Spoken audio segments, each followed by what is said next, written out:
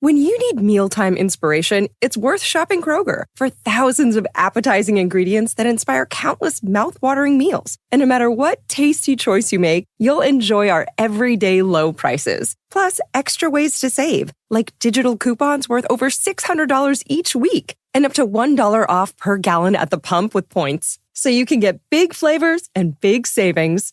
Kroger, fresh for everyone. Fuel restrictions apply.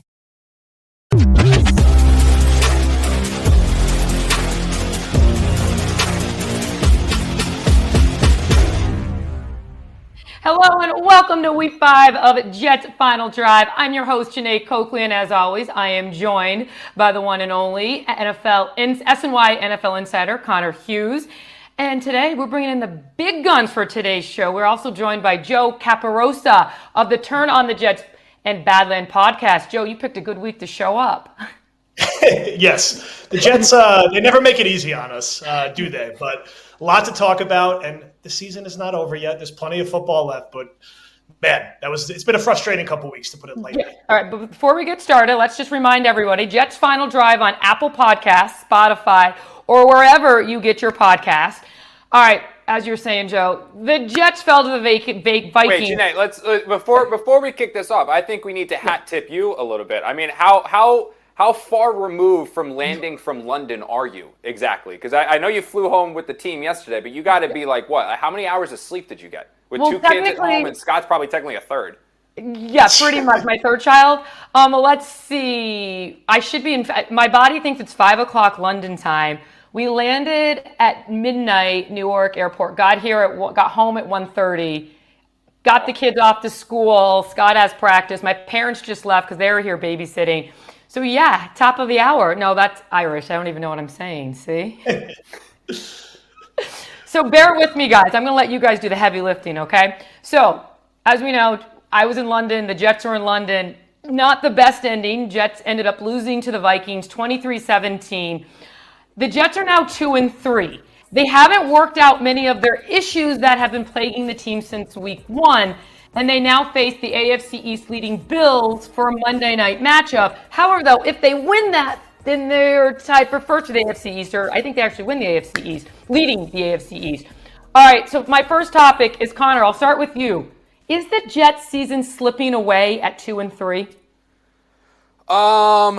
No, but we are at the point here where it could get that direction. I mean, like you said, Jeanette, they beat the Bills on Monday night at MetLife Stadium. They're first place in the AFC East, and all of this dysfunction and struggles of the last couple weeks, it's over and forgotten with. But I think we're going to learn a lot about this Jets football team over these next 2 games, because if they fall to Buffalo to go to 2-4 and then are staring at a game against the Pittsburgh Steelers, who I know have their own offensive issues with almost friend Arthur Smith over there. But that is a very, very good defensive football team that can absolutely give Nate Hackett and this struggling Jets offense fits. And then they should be able to bounce back against the New England Patriots, who are just a disaster of a football team right now. But then you come back against the Houston Texans, who are one of the premier teams in the AFC. So right now at 2-3, no. But when 2-3 can very easily turn to 2-4, or potentially 2-5, and then if you get back to 3-5, you're looking at 3-6. Yeah, that's when it starts to spiral. So right now, I believe we're at that point where you talk about the snowball effect. The snowball is starting to roll down, but it's not so big it can't be stopped. But this loss to the Bills, it's about as must-win as you can get at this point in the season. Joe, your thoughts? Like you said, there's still a lot of football to be played, but are we at the point now where you got to stop the bleeding? I think so. This has the feel of a must-win game. You're at home. You're in primetime. You're coming off losing in effectively a primetime game. You lost to start the season in primetime. These were not brutal losses, right? Both those games were there to be won at the end. The Jets are driving in both the games, and they have 1-possession losses. So as bad as it's been, and the coaching has been bad, there's been mistakes, there's been penalties all over the field, this type of win could cleanse the palate a little bit, because you'd be 2-0 in the AFC East. 2 of your losses have been out of conference, which is not going to kill you from a tiebreaker perspective. This is a very flawed team, and I think they're going to hover around 500 all year at best right now, pending if this roster stays the way it is. They need to win this game at home to change the energy around this team and this sort of woe is me attitude that seems to come from the coaching staff down to some of their young, supposed to be superstar players who are off to a slow start this year. So You beat Buffalo, just like when you beat New England, even though New England's not good this year, it makes everyone feel better. Those division wins feel like they count a little more. They go out and get killed by the Bills. I don't know if Robert Saleh is going to be the head coach much longer. And I know Woody does not do in-season firings, but I just wonder if it gets that bad, if this guy is not coaching for his job over the next week or two.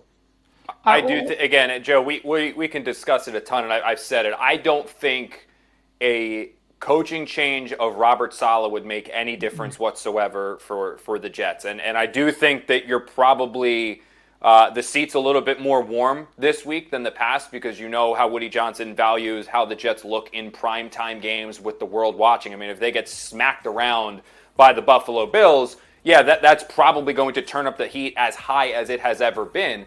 And I would worry or think a little bit that an in-season coaching change could be coming. However, the one thing that I've said over and over and over again, and I do genuinely believe this, even if so much of this fan base does not agree with me, firing Robert Saleh in season is not going to change anything for the Jets. This is a defensive-minded coach whose defense is playing at a top-tier level. The Jets fought back down from 17-0 against the Vikings. That shows that this team is still fighting for him. The penalties that were a problem a week ago against the Broncos, they were reeled in against Minnesota. The issues with the Jets we're about to get to, they are not Robert Saleh related. So yeah, this might be the rash reaction. It might be what makes the talk show hosts happy, and the radio hosts are going to be thrilled. Like, oh, the Jets made a change. They're really turning it around. I saw Mike Francesa was going off on wherever he speaks now, but it's not going to do anything. It's not like if you're like when Josh McDaniels was fired with the Raiders. Okay, there goes your offensive-minded coach who's also creating a toxic environment. Robert Saleh is not creating a toxic environment. Robert Saleh is not why the offense isn't scoring points. So it's just, I think it would just be rearranging deck chairs on the Titanic there to make an in-season coaching change no matter what happens Monday night. God, I 100% agree with you. And like you said, the problem isn't the defense. The problem is the offense, and it once again struggled over in London. I mean, especially in the first half where they were shut out until pretty much the final minute. Aaron Rodgers targeted Garrett Wilson 22 times. They even found the end zone one time. So obviously that connection seemed to be looking a lot better. But then we have the Allen Lazard. He had a touchdown, right to end this. Yeah, there you go. But 4 drops. So again, everybody's yelling now, Davante Adams, he going to fix the problem. Should the Jets trade for Davante Adams, and can he really fix the problems? Joe, I'll start with you. I don't think he's going to fix every problem, but I think Allen Lazard leads the NFL in drops. He has 6 so far. And I think if you look at how they lost this game, Allen Lazard dropped a potential go-ahead touchdown. He dropped a pass on the go-ahead drive over his shoulder. He dropped a first down pass. If Davante Adams is there and catches those passes, then the Jets probably beat the Vikings. And they lost to the Broncos by 3 points. And if he makes 1 or 2 plays on that final drive, does that get them over the hump? And are we talking about a 3-2 or 4-1 team right now that has issues, but is 3-2 or 4-1 in a very bad, mediocre AFC? So is Davante Adams going to make Nate Hackett a better offensive coordinator? No. Is he going to improve the blocking in the run game? No. Would I rather have him getting the targets that Allen Lazard is getting? Would I rather have a guy who's more in sync with Aaron Rodgers? Because twice now, the Jets have had a chance to win the game on the final drive, and both times Rodgers and his receivers have not been in sync, and they've ultimately lost the game despite being right there. So in a season where these games are going to be close, could he tilt the scales a few times? Yes, it's not a perfect cure-all. I also don't think you're giving up much more than 2 mid-round picks at best, maybe. Are we talking about a 3rd and a 4th rounder where the Jets have 2/3 and have 2/5 next year? I have no problem with them trying to be proactive because there's a little too much Allen Lazard in this offense.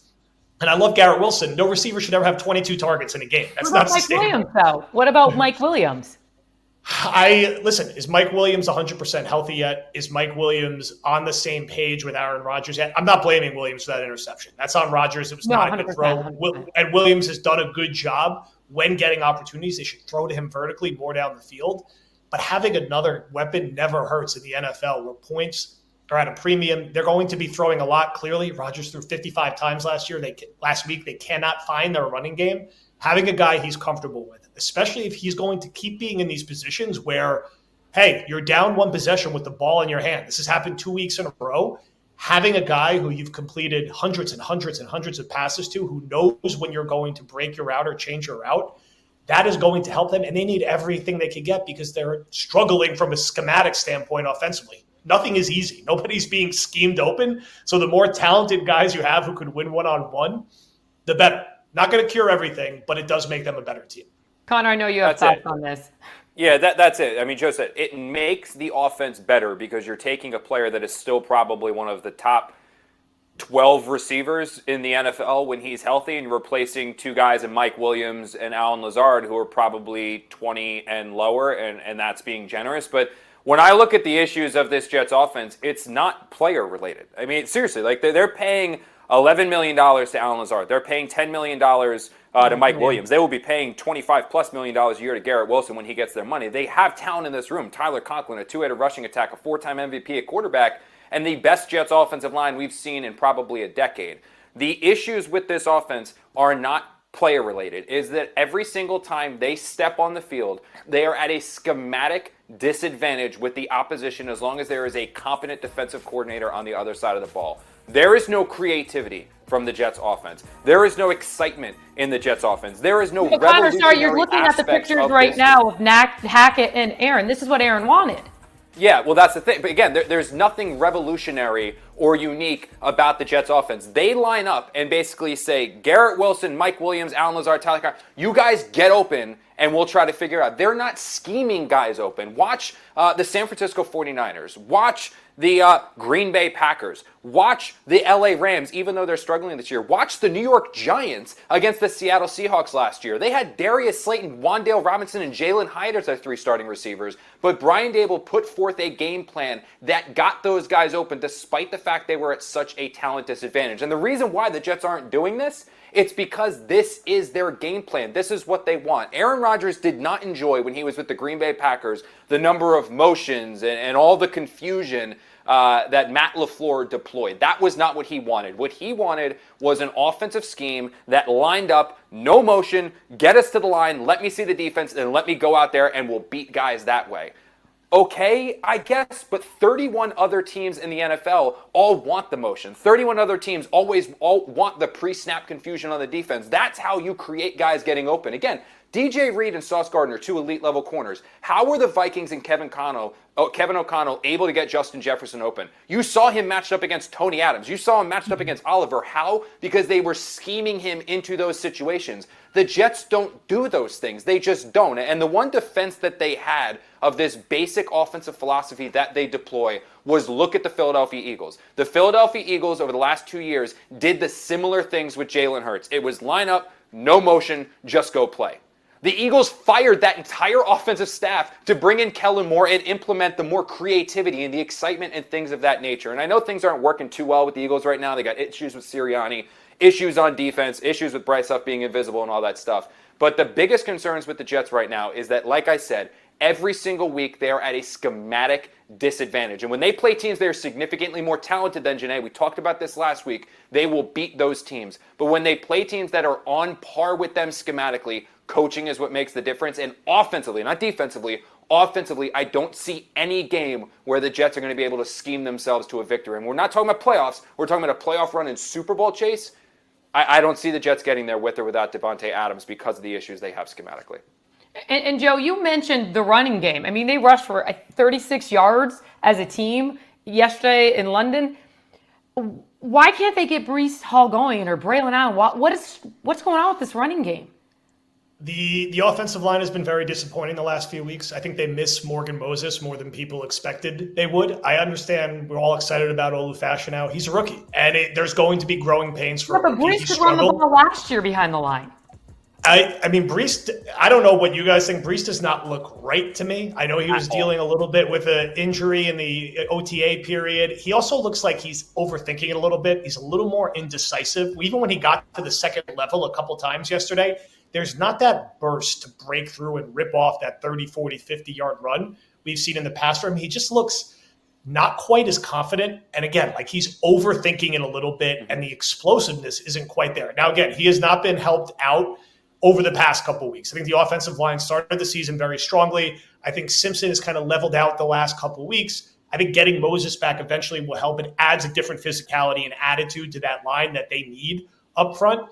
And even Braylon Allen had been outpacing Breece, averaging like 2 more yards per carry. He struggled yesterday as well. There just wasn't a ton of space. This is how you're going to beat Buffalo. This is how they beat Buffalo 2 years ago with Zach Wilson. They ran the ball down their throat. This is how the Ravens killed Buffalo 2 weeks ago. They ran Derrick Henry down their throat. If there is a game to get back on track for this running game, it is against Buffalo's defense. They have to have Breece Hall and Braylon Allen be huge parts of this offense. They cannot win with Aaron Rodgers at this age, dropping back 60 times in a game. He's going to get hurt. He's going to miss time. He barely got out of that game alive. And not saying that Tyrod's not competent, but of course you want Rodgers out there. They have to find a way to run the football, and they've had success running against Buffalo in the past, so it has to start this week. Yeah, Joe hit the nail on the head, Jeane. I mean, there's just something off with Breece. And I almost compare it a little bit to when Le'Veon Bell and Adam Gase were going through some of their issues. And I know saying those two names is going to make every Jet fan have a little bit of PTSD. But what Gase was trying to implement into Le'Veon Bell is, as the Jets were struggling so much that final year, was like, don't worry about the home runs. Stop trying to save every game with one carry. Just get the tough yards, 3 yards, 4 yards, to set up a 2nd down and 6, 2nd down and 5, 2nd down and 7 even. That can then put us into manageable 3rd downs. Let's just work to that and the home runs will come. I don't know if the outside noise of all-pro Breece Hall, home run hitter Breece Hall is a star, all that. I don't know if maybe that got in Breece's head where now he's forcing the issue, but he just doesn't look the same. He's not running with the same fire. He's not running with the same burst. He doesn't look as electric. He doesn't look as fast. And I know Saleh told us a week ago the GPS numbers are the same, but that doesn't pass the eye test. I don't see that when I turn on and I watch Breece Hall. He doesn't look like the player we saw the last couple of years. He actually looked like what I thought he would look like coming off of that knee injury a season ago. So that's absolutely surprising. But this is a Jets team, and Joe touched on this. They want to be led by their ground game. They want to run the ball. When they can't, they have to put their 40-year-old quarterback dropping back 60 times. He barely got out of the Bronco game, barely got out of the Viking game. If he keeps taking hits like this, 21 hits over the last 8 quarters and 9 sacks, there's going to be one of these times, Jeane and Joe, he does not get up. That's it. I mean, he still looks fine throwing the ball. I think he still moves fine enough within the pocket, but your body at 40 can't take the beating he's taking. He said it on NFL Network. Right now, me and Father Time are dealing with body blows, and it's a stalemate. That immediately jumped out to me in his interview with Kyle Brandt because it shows he realizes he's getting pummeled. All right, there's a couple times yesterday we were like, oh, is he getting back up? I mean, he is tough, that's for sure. All right, let's move on. I want to ask about Sauce Gardner because at the beginning of the year, Sauce said that he really wanted to do Sauce Island. He wanted to cover the number one receiver, stay with him, travel with him all the time.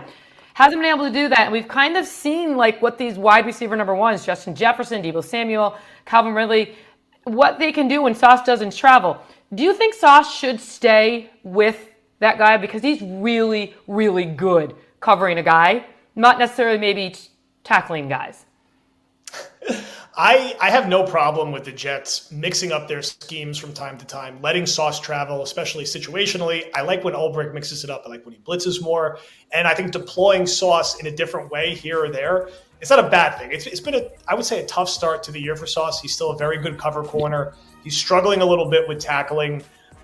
You look at a guy like Eccles comes in, all of a sudden gets an interception, and we're waiting for Sauce to have that play. You never judge cornerbacks by interceptions. It's more complicated than that. But man, catch the one that was right in your hands in the end zone, and we're probably talking about a different outcome.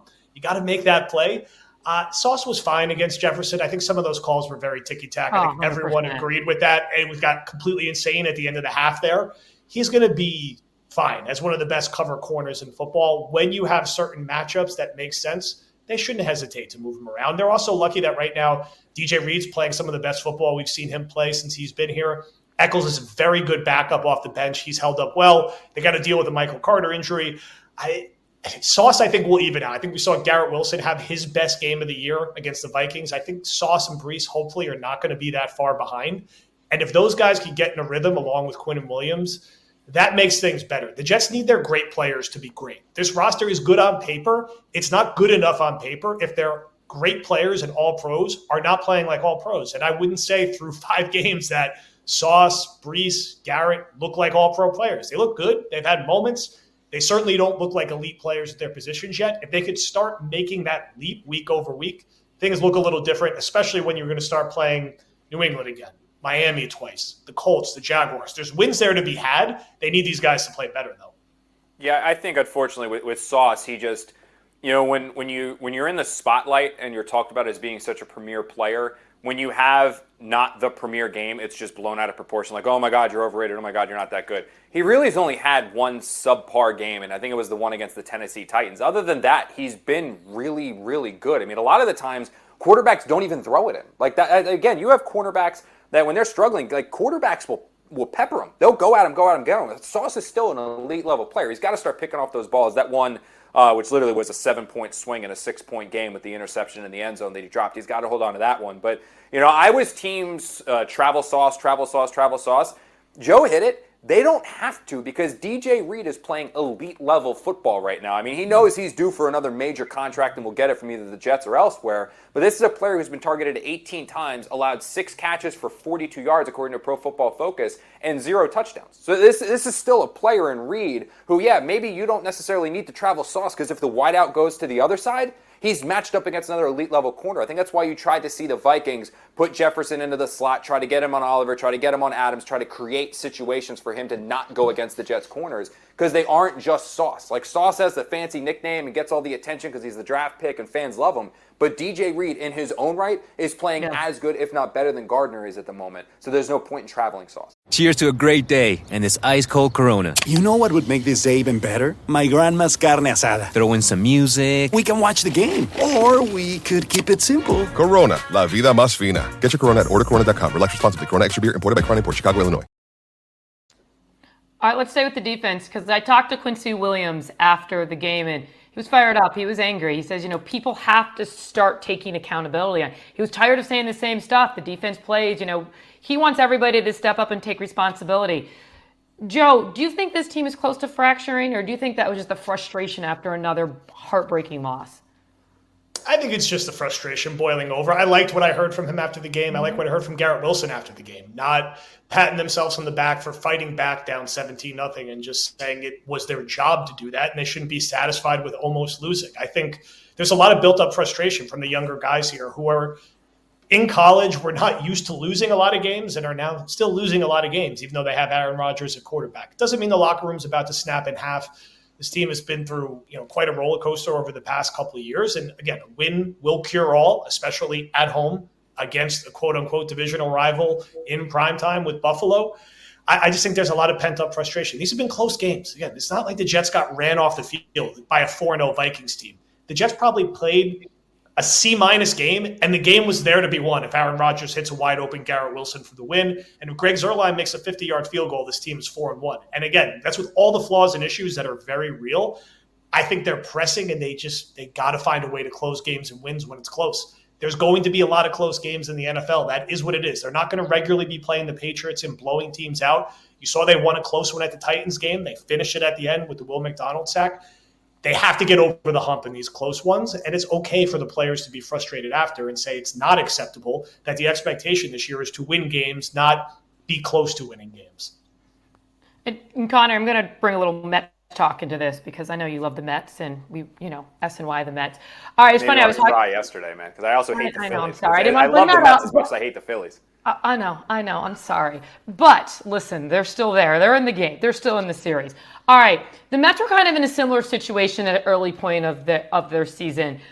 John Erickson, our producer, he actually was with the Mets in London, and he said literally when they came back from London, everything started turning around.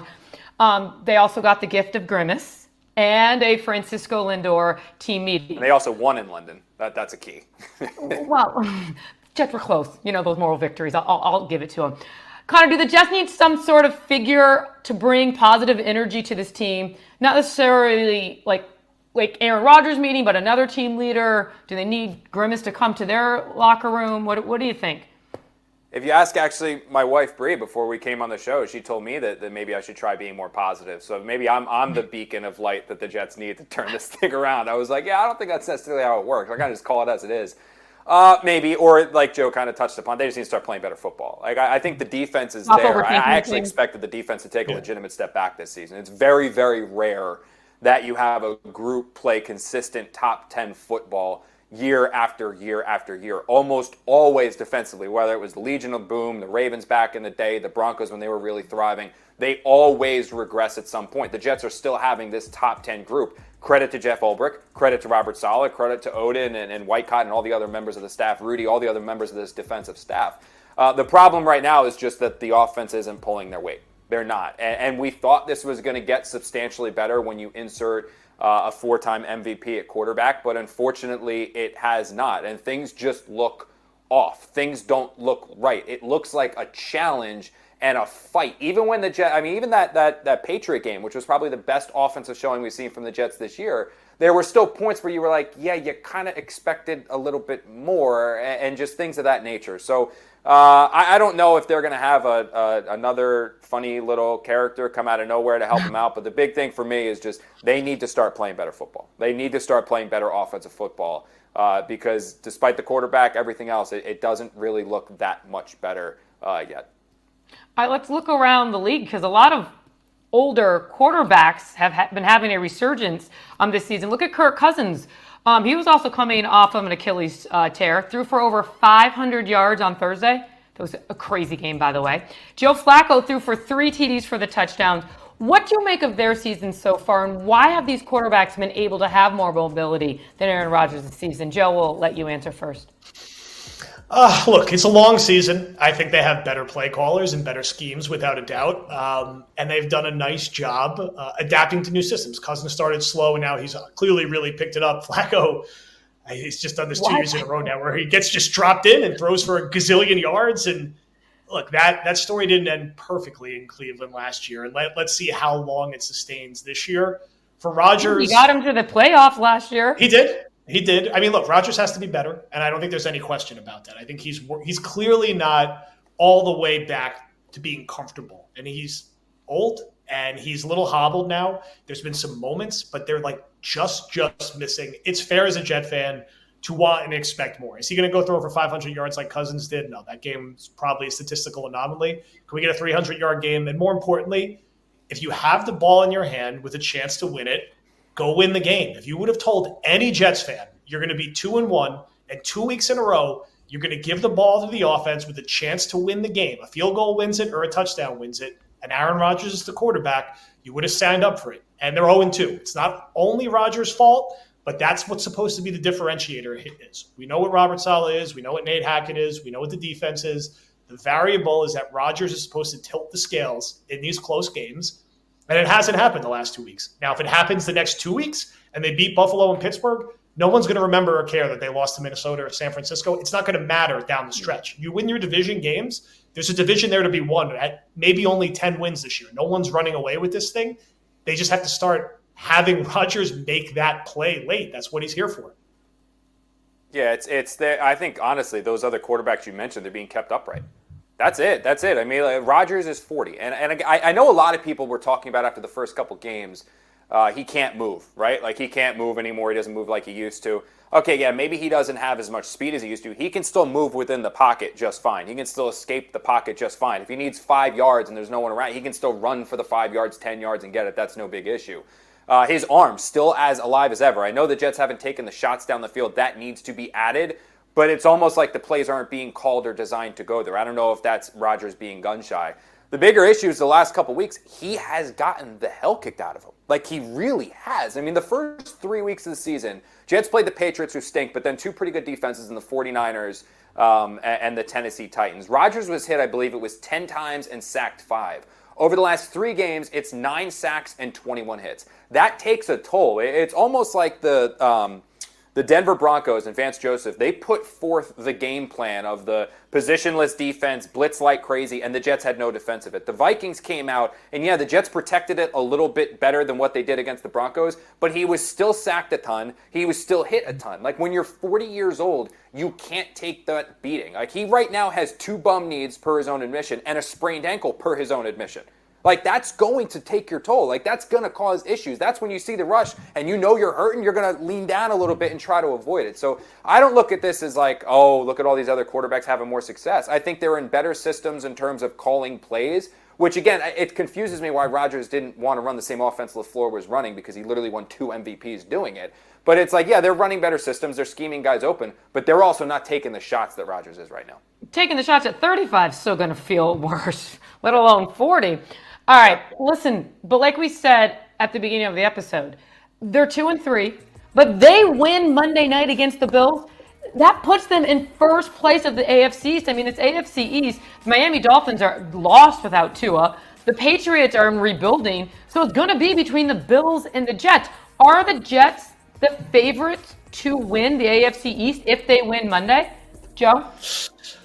If they win Monday, I think at that point, being 2-0 in the AFC East and having the head-to-head, sure. And I don't know if that's like a huge statement in week 5 or week 6 or whatever it's going to be. But look, they beat Buffalo the last 2 years at MetLife with Zach Wilson at quarterback.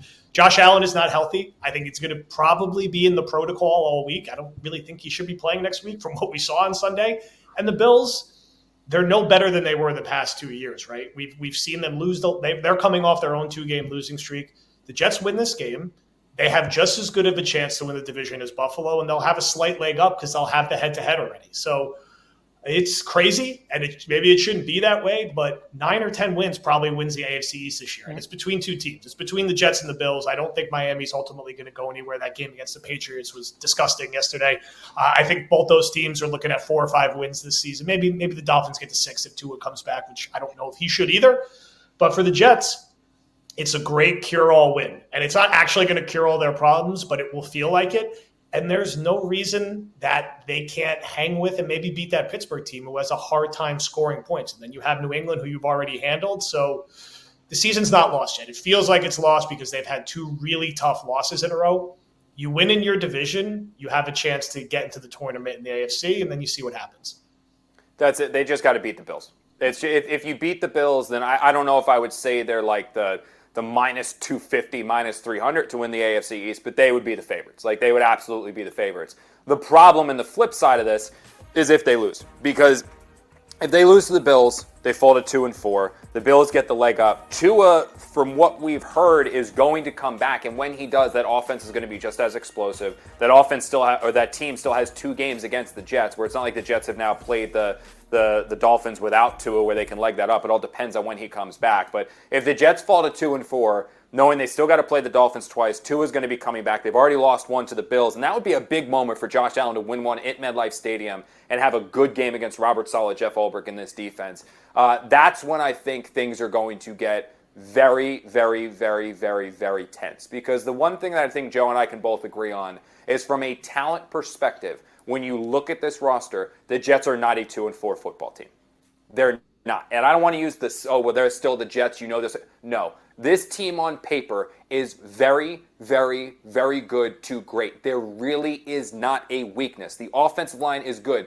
I've said this before, too deep at running back, a 4-time MVP at quarterback. They have money and resources invested in receivers that can play, and a tight end at Tyler Conklin, and then a top 10 defense. There is no reason that team should be 2-4. And if they are, that's where you're going to be worried about fracturing. That's where you're going to be worried about, well, if it's not the players, what are we going to do to try to jumpstart and get a change, things like that. So as far as must-win games that aren't necessarily going to eliminate the Jets or literally end the season, this is a must-win game for the Jets. They have to beat the Bills because if they win, it might literally jumpstart them to go because then they got the Steelers. They can win that one, beat Houston. Now you get, beat New England again. Then you get that one. Now suddenly you're rolling a little bit. You're starting to feel comfortable about yourselves. Everyone's back on the bandwagon, as Robert Saleh told the British reporters down there in the UK.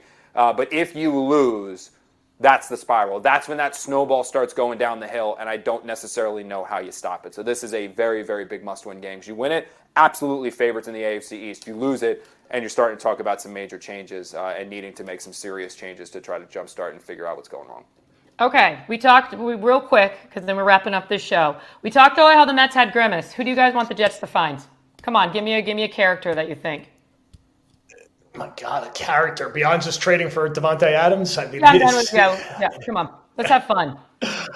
God, that is a tough one to put on the spot. I wish we still Elmo, Cookie Monster.